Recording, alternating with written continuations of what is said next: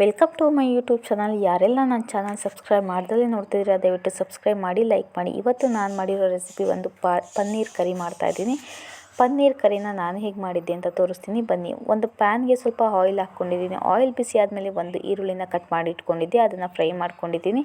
ಅದ್ರ ಜೊತೆಗೆ ಶುಂಠಿ ಬೆಳ್ಳುಳ್ಳಿ ಹಾಕ್ಕೊಂಡಿದ್ದೀನಿ. ಚಕ್ಕೆ, ಲವಂಗ, ಏಲಕ್ಕಿ ಇಷ್ಟನ್ನು ಸೇರಿಸ್ಕೊಂಡು ಸ್ವಲ್ಪ ಫ್ರೈ ಮಾಡಿಕೊಂಡು ಕಟ್ ಮಾಡಿ ಇಟ್ಕೊಂಡಿರೋಂಥ 2 ಟೊಮೊಟೊನ ಸೇರಿಸ್ಕೊಳ್ತಾ ಇದ್ದೀನಿ. ಟೊಮೊಟೊ ಕೂಡ ಸ್ವಲ್ಪ ಸಾಫ್ಟ್ ಆದಮೇಲೆ 1 ಹಸಿಮೆಣ್ಸಿಕಾಯನ್ನ ಸೇರಿಸ್ಕೊಂಡಿದ್ದೀನಿ. ಇಷ್ಟು ಕೂಡ ಚೆನ್ನಾಗಿ ಫ್ರೈ ಆದಮೇಲೆ ಇದನ್ನು ಮಿಕ್ಸಿ ಜಾರ್ಗೆ ಟ್ರಾನ್ಸ್ಫರ್ ಮಾಡ್ಕೊಂಡಿದ್ದೀನಿ. ಇದಕ್ಕೆ ಗೋಡಂಬಿ ಸೇರಿಸ್ಕೊಂಡಿದ್ದೀನಿ. ಬೇಯಿಸಿಟ್ಕೊಂಡಿರುವಂಥ ಪಾಲಕ್ ಸೊಪ್ಪು ಕೂಡ ನಾನು ಸೇರಿಸ್ಕೊಳ್ತಾ ಇದ್ದೀನಿ. ಇಷ್ಟನ್ನು ಹಾಕಿ ಗ್ರೈಂಡ್ ಮಾಡ್ಕೊಂಡಿದ್ದೀನಿ. ಇನ್ನೊಂದು ಪ್ಯಾನಲ್ಲಿ ಸ್ವಲ್ಪ ಆಯಿಲ್ ಹಾಕ್ಕೊಂಡೆ. ಆಯಿಲ್ ಅಥವಾ ಬಟರ್ ಯಾವುದಾದ್ರು ಹಾಕ್ಕೊಳ್ಳಿ. ಇದಕ್ಕೆ ಸ್ವಲ್ಪ ಸೋಂಪು ಹಾಕ್ಕೊಂಡ್ಮೇಲೆ ಸ್ವಲ್ಪ ಗರಂ ಮಸಾಲ, ಖಾರದ ಪುಡಿ, ಧನಿಯಾ ಪುಡಿ, ಅರಿಶಿಣ ಇಷ್ಟನ್ನು ಹಾಕ್ಕೊಂಡು ಹಸಿ ಸ್ಮೆಲ್ ಹೋಗೋವರೆಗೂ ಸ್ವಲ್ಪ ಲೈಟಾಗಿ ಫ್ರೈ ಮಾಡ್ಕೊಂಡಿದ್ದೀನಿ. ತುಂಬ ಜಾಸ್ತಿ ಉರಿ ಇಟ್ಕೊಂಡು ಫ್ರೈ ಮಾಡಬೇಡಿ, ಸೀದೋಗ್ಬಿಡುತ್ತೆ.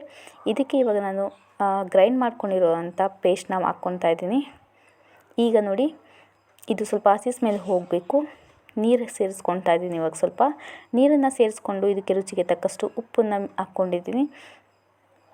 ಇದು ಚೆನ್ನಾಗಿ ಮಿಕ್ಸ್ ಆದಮೇಲೆ ಕಟ್ ಮಾಡಿ ಇಟ್ಕೊಂಡಿರುವಂಥ ಪನ್ನೀರನ್ನ ಸೇರಿಸ್ಕೊಂಡಿದ್ದೀನಿ.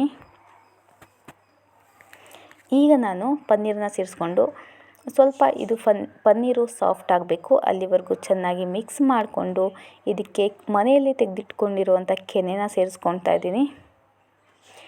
ಲಾಸ್ಟಲ್ಲಿ ಕಸೂರಿ ಮೇಥಿ ಸೇರಿಸಿದ್ರೆ ಪನ್ನೀರ್ ಕರಿ ರೆಡಿ ಆಗುತ್ತೆ. ಒಂದ್ಸಲ ಟ್ರೈ ಮಾಡಿ. ಯಾರೆಲ್ಲ ಟ್ರೈ ಮಾಡಿಲ್ಲ ಅವರು ಟ್ರೈ ಮಾಡಿ.